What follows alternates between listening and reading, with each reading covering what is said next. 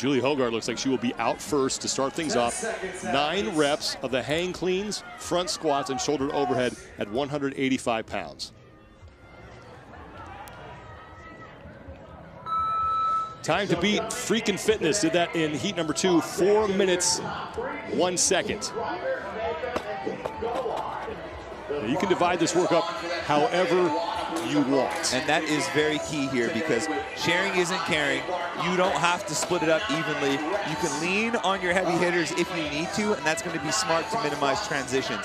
And listen, if you're a classic rap fan, I don't care what Eric B. and Rakeem may have told you to not sweat the technique or don't sweat the technique. You need to here, because there's going to come a point where you have to transition from maybe a hang clean to a full clean, from a push jerk to a split jerk, and knowing when and how to employ that is going to be huge. So Mia Hesketh working her way through the front squat portion of this event. Mayfem there in the middle of your screen. That's Andrea Nisler, who is in that bright yellow shirt. And then next to them is Team Krieger, the team that is your overall leader. And that's Lena Richter on the barbell, as now Taylor Williamson takes over at 185. And they are going to blast through these first two. The big question is, what is going to be Haley's contribution to this? Is she going to sit back, maybe just get a few reps here and there, give Williamson and Nisler a break, because they are very accomplished weightlifters. You can see how easily Williamson is moving that barbell overhead. And maybe conserving a little bit of energy for that last barbell might be key.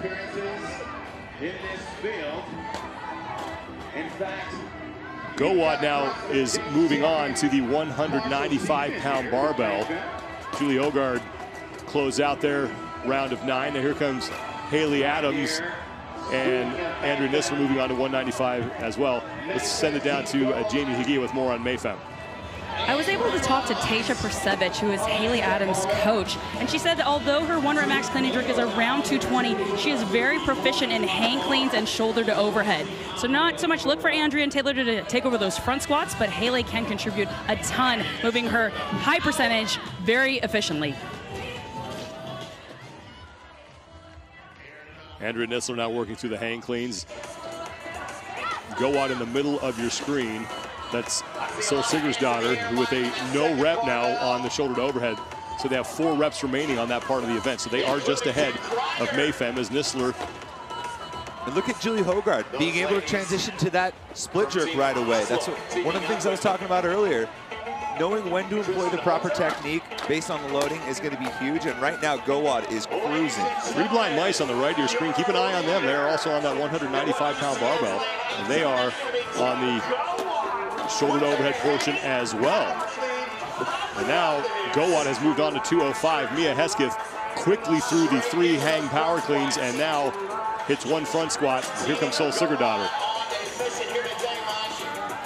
Sigurdsdottir moving very well. And now on to the shoulder to overhead. 401 is the time to beat, and that is looking like it is going to go down here. 1 rep remains for Gowad.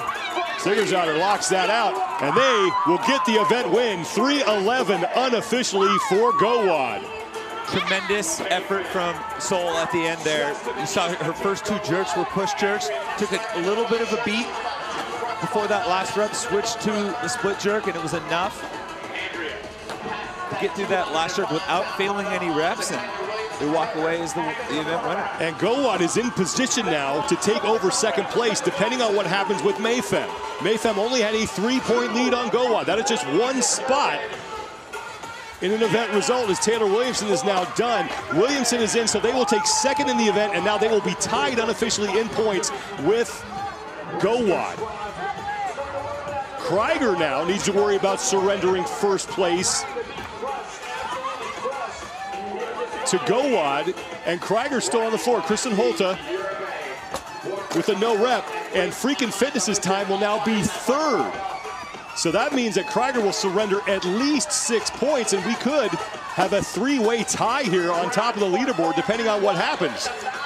And this was going to be a damage control event for Team Krieger. We mentioned this in the leadoff show to start the day, that, you know, compared to some of the other heavy hitters, this isn't going to be their best event. So to be able to hang tough and not give up too much ground, still maybe putting together top 5, top 10 performance with them will be just enough. And Krieger is across, and I think that will be good enough to at least salvage a tie, because the other time that could have factored in was 5:06 from the prior heat. So Krieger gets inside of that, so we could have a three-way tie on top of the overall standings, depending on how this all shakes out. It looks like Fleo is across. See Kelsey Keel there. But no surprise there. That's an athlete who is really good with a barbell in her hands. 8-minute time cap. At Gowad picking up their first event win of the competition. They have yet to finish lower than third in any event.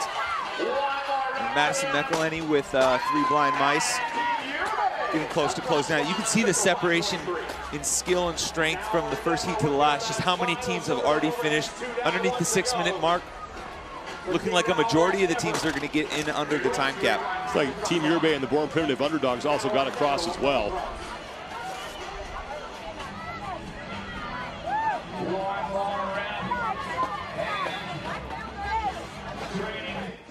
See some of these athletes stoked to get through this event. Yeah, as daunting as that last barbell is, I think a lot of teams are just looking, like you said, just to get through it, do a little damage control, and move on here.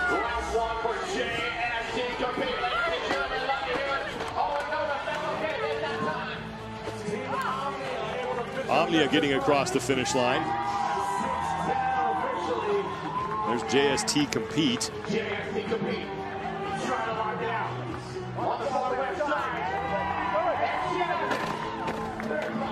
JST Compete coming in at 15th place overall. The best finish was a 10th in event number 2. Now less than 90 seconds to go, and looks like there's only just one team on the floor. And you look at the crowd here, it's Friday. Yeah. I have a feeling, Sean, a lot of people are, in quotes, working remote this weekend for Friday. Team Yerbay got across. Misspoke earlier. I thought they were across the finish line, but they were still on the floor. So they have finished, and that means that every team in the final heat does get in inside that 8-minute time cap, but a huge win for Team Gowad. 3 minutes, 11 seconds unofficially for them. Mayfem will take second, and then Team Krieger unofficially will take third. And if that is the case, very likely we could have a 3-way tie atop the overall standings between Krieger, Mayfem, and Gowad.